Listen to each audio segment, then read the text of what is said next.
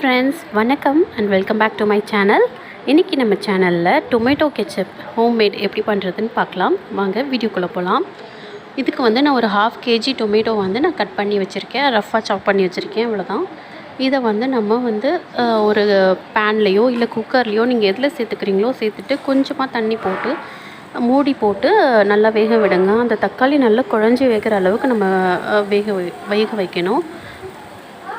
வேறு எதுவுமே ஆட் பண்ண தேவையில்ல. கொஞ்சமாக தண்ணி சேர்த்தா போதும். நான் ஒரு சின்ன கப்பில் ஒரு 1/4 கப் இருக்கும், அந்தளவு தண்ணி தான் சேர்த்துருக்கேன். இப்போ ஒரு மூடி போட்டு நான் வேக வைக்கிறதுனால சீக்கிரமாக வெந்துடும். இப்போ பார்த்திங்கன்னா நல்லா வெந்துருச்சு தக்காளி. இதை வந்து நல்லா நம்ம மிக்சியில் போட்டு நல்லா பேஸ்ட்டாக கிரைண்ட் பண்ணி எடுத்துக்கலாம். இது கூடவே வந்து நான் ஒரு 2 பல் பூண்டு, ஒரு 2 சின்ன துண்டு இஞ்சியும் நான் அதை ஆட் பண்ணிக்கிறேன். உங்களுக்கு ஆனியனோட டேஸ்ட் பிடிக்கும்னா நீங்கள் ஒரு சின்ன பீஸ் ஆனியனும் சேர்த்துக்கலாம்.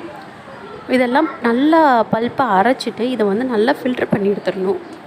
அந்த அந்த அந்த ஜூஸ் மட்டும் தான் நமக்கு தேவை, மீதி வேஸ்ட்டெல்லாம் நமக்கு தேவையில்லை. அதனால் நல்லா ஃபில்டர் பண்ணி எடுத்துடுங்க. இந்த மாதிரி ப்ரெஸ் பண்ணி ஃபில்டர் பண்ணும்போது அது ஈஸியாக ஃபில்டர் ஆகிடும்.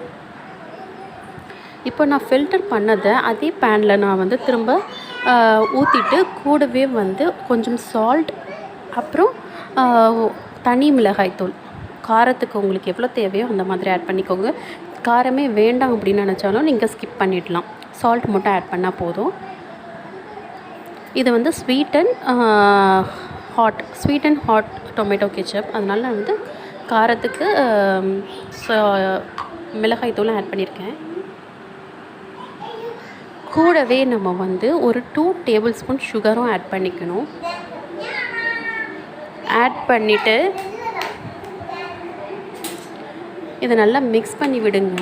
இது கூட வந்து ஒரு 1/4 கப் வினிகர், ஒரு 50 ml இருக்கும், அந்தளவுக்கு வினிகர் வந்து நம்ம ஆட் பண்ணிக்கணும். வினிகர் ஆட் பண்ணிங்கன்னா தான் அந்த ஹோட்டல் ஸ்டைலோ இல்லை வந்து நம்ம பேக்டு டொமேட்டோ கெச்சப்போட டேஸ்ட் வந்து உங்களுக்கு கிடைக்கும்.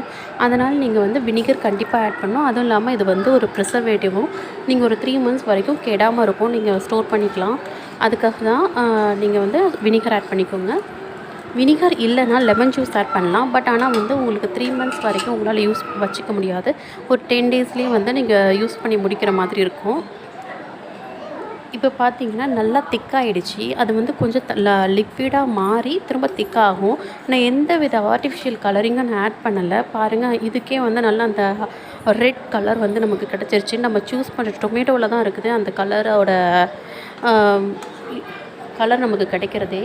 அதனால் நல்லா சிகப்பாக இருக்கிற தக்காளியாக பார்த்து, நல்லா பழுத்த தக்காளியாக பார்த்து வாங்கிக்கோங்க கெச்சப் ரெடி பண்ணுறதுக்கு. இப்போ பார்த்திங்கன்னா இதை நம்ம எப்படி டெஸ்ட் பண்ணணும்னு பார்த்திங்கன்னா, இதை வந்து நம்ம ஒரு பிளேட்டில் எடுத்து விட்டு நம்ம அந்த பிளேட்டை சாய்க்கும் போது அந்த கெச்சப்புக்கு கீழே வந்து வாட்டரியாக எதுவுமே ஃப்ளோ ஆகக்கூடாது. அந்த மாதிரி இருந்தால் கெச்சப் ரெடி ஆகிடுச்சுன்னு அர்த்தம். இன்னொரு விதம் எப்படின்னா, நீங்கள் இந்த கெச்சப்பை வந்து ஒரு நடுவில் ஒரு லைன் போட்டிங்க அப்படின்னா அது க்ளீனாக இருக்கணும் அந்த லைன். அப்படி இருந்தால் கெச்சப் ரெடி ஆகிடுச்சுன்னு அர்த்தம். இதை நீங்கள் வந்து ஸ்டோர் பண்ணி வச்சுக்கலாம். நான் ரெடி பண்ணது வந்து இவ்வளோ தான் வந்தது 1/2 kgக்கு. நீங்கள் உங்களுக்கு எந்த அளவுக்கு வேணுமோ அந்தளவுக்கு நீங்கள் ரெடி பண்ணி நீங்கள் வந்து ஃப்ரிட்ஜில் வச்சுக்கோங்க.